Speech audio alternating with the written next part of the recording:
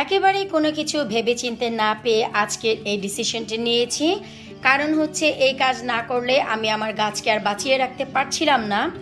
তো সেই হিসেবে আজকের এই ভিডিও, আশা রাখছি আজকের এই ভিডিও অনেকেরই প্রশ্নের উত্তর দিয়ে দিবে, অনেকের সমস্যার সমাধান করবে। কারণ সবাই জানতে চায় আমার গার্ডেনের মাচাগুলো কোথা থেকে কিনেছি, কিভাবে কিনেছি। তো যাদের কাছে মাচার সমস্যা, আজকের এই ভিডিও দেখলে সারা জীবনের জন্য মাচার সমস্যা একেবারেই সমাধান হয়ে যাবে। তো চলুন কথা না বাড়িয়ে আমরা ভিডিওতে চলে যাচ্ছি। হ্যালো এভরিওয়ান, আসসালামু আলাইকুম। কেমন আছেন আপনারা সবাই? আলহামদুলিল্লাহ আমি তো অনেক ভালো আছি, কিন্তু অনেক টেনশনে আছি। কিছুদিন আগে নিশ্চয়ই আমার একটি ভিডিও আপনারা দেখেছেন 12 পাতা শশার, যেখানে শশা চলে এসেছে ছোট্ট পটে। মাচার প্রয়োজন ছিল, আমি সেই পটে দিতেও পারিনি। তো আমি সেই ভিডিওটি শেয়ার করার পরপরই চিন্তা করলাম যে আমার কাছে আরও একটি পটে শশা গাছ আছে যা অনেক বড় হয়ে যাচ্ছে। সেই গাছটিও আমি বাহিরে নিতে পারছি না। আশা করি আমার এই ভ্যাসভুস দেখে বুঝতেই পারছেন, শুধু উপরের জ্যাকেট নয়, নিচেও দেখুন আমার পাতলা একটি সোয়েটারও আছে। তার মানে ওয়েদার কিন্তু ভালো ঠান্ডা যাচ্ছে। তো সেই হিসেবে আমি আমার সেই গাছটির জন্য ঘরে কি ব্যবস্থা করতে যাচ্ছি বা কি করলাম, সেই বিষয়বস্তু নিয়ে আজকের এই ভিডিওটি শুরু থেকে শেষ পর্যন্ত না টেনে দেখার চেষ্টা করবেন। এতে করে যারা মাচার সমস্যায় ভুগছেন, যে কিভাবে মাচা বানাবেন, কিভাবে কি করবেন, কোথা থেকে মাচা কিনে নিয়ে আসবেন, তার কোনো প্রয়োজন হবে না। যেই কোনো ধরনের মাচা আপনারা দিতে পারবেন। লাউ গাছ, মিষ্টি কুমড়ার গাছ, এনি গাছ আপনারা টবেই মাচার ব্যবস্থা করতে পারবেন। তো চলুন কথা না বাড়িয়ে আমরা সরাসরি ভিডিওতে চলে যাচ্ছি। আর সাইডে আমার আমেনা বুড়ি আছে, যদি কোনো একটি ক্লিপেও চলে আসে ওর জন্য আপনারা দোয়া করবেন আর ওকেও দেখতে থাকবেন। এই তো আমার একটি ককশিটের বক্সেও প্রায় বেশ কিছু শশা গাছ আমি দিয়েছি, নিশ্চয়ই আপনাদের মনে আছে। তো এই যে শশা গাছ, এই শশা গাছটিতে আমি মাচার ব্যবস্থা করব কিভাবে। এই যে দেখুন, আমি এখানে চারপাশে 4টি বড় লাঠি দিয়েছি। এই যে দেখুন, এটা আপনাদের ডিপেন্ড করে যে মাচা কত বড় দিবেন না ছোট দিবেন। তো অনেক বেশি বড়রও প্রয়োজন হবে না, যেহেতু 12 পাতা শশা, অল্প ছোট অবস্থাতেই শশা দিবে। তারপরেও আমরা এতটা জায়গা করে দিব যেন ওই শশা গাছগুলো খুব দারুণভাবে বড় হতে পারে। তো চলুন যে পরবর্তী স্টেপ আমি কি করছি তাই দেখাচ্ছি। তো এই যে দেখতে পাচ্ছেন যে শশা গাছের চারদিকে 4টি আমি বড় লাঠি দিয়েছি।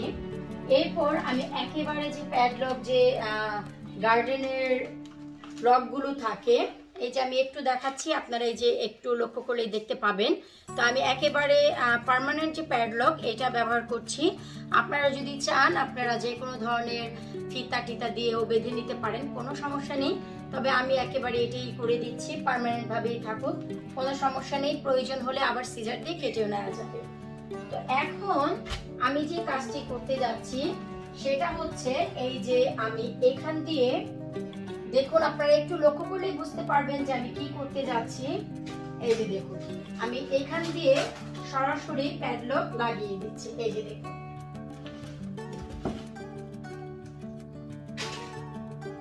কারণ এটা হচ্ছে খুবই জরুরি। এখন আপনারা তো দেখেছেন যে অলরেডি আমার কি অবস্থা সেই শশা গাছের, যে ছোট অবস্থায় শশা চলে এসেছে। আমি ইচ্ছে করলেও সেগুলোকে কিছুই করতে পারছি না, কারণ অন্য পটে দিলে গাছগুলো মরে যাবে।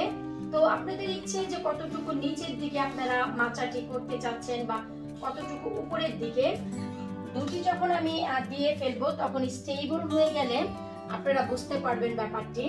তো এই যে দেখুন, আশা রাখছি যে এই ভিডিও অনেকের উপকারে আসবে।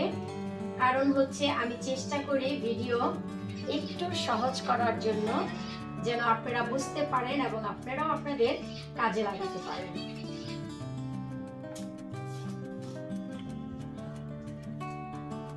এই তো আমি কিন্তু এক পাশ থেকে লাঠি দিয়ে দিয়েছি।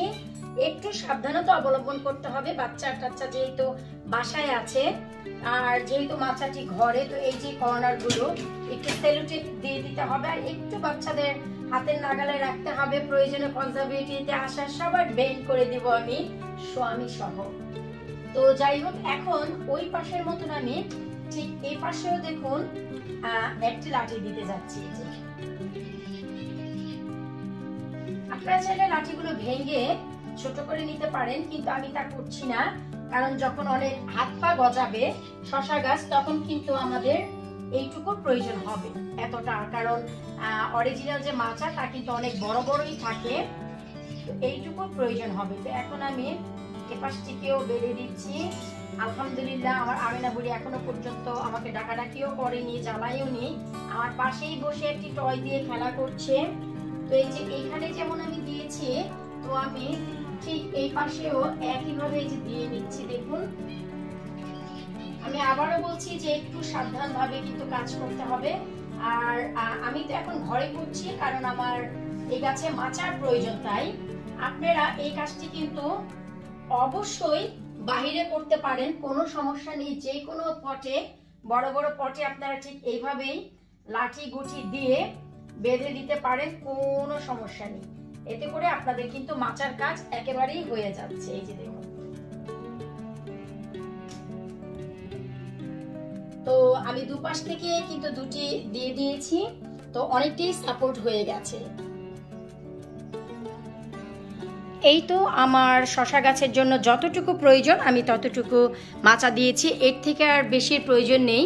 তো এই যে আমি একটু দেখাচ্ছি যে আমি কিভাবে মাচাটি দিয়েছি। দেখুন, এখন কিন্তু শশা গাছ যতটাই বড় হোক না কেন এখানে স্টেবল ভাবে থাকতে পারবে।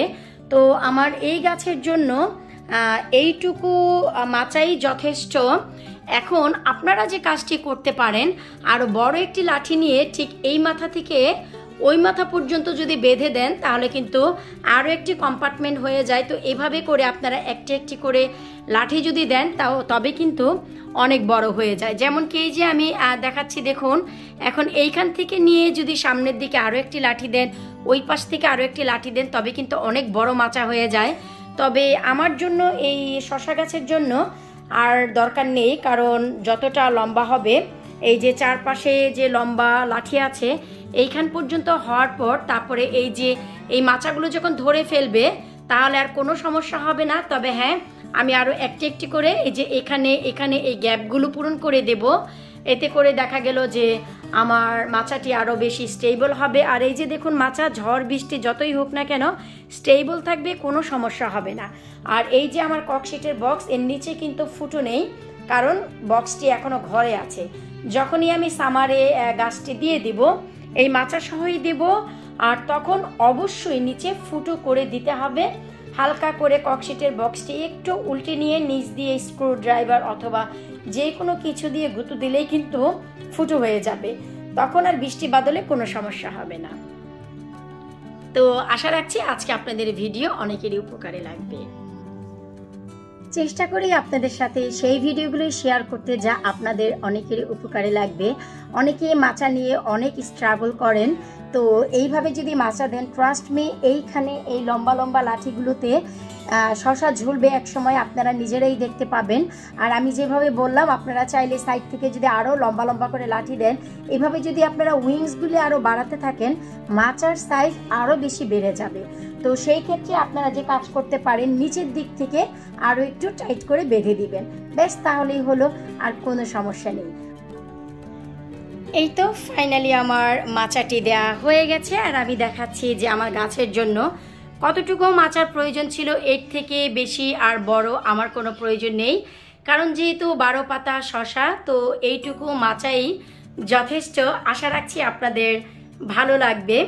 আর আপনাদের যাদের আরও বড় মাচার প্রয়োজন হয় তারা ঠিক যে কাজটি করতে পারেন, এই যে সাইড থেকে যে লাঠিগুলো আছে এগুলো না ভেঙে আরেকটু লম্বা লম্বা রাখলে আবার ঠিক এইখান দিয়ে আরও একটি আপনারা লাঠি দিয়ে দিতে পারবেন।